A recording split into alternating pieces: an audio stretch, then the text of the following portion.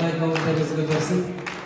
Негізі біз жаңағы шай мен шоколадтың бәрін тарап тастағаннан кейін шай жеткізіп беріңдер жігіттер. Рахмет. Рахмет.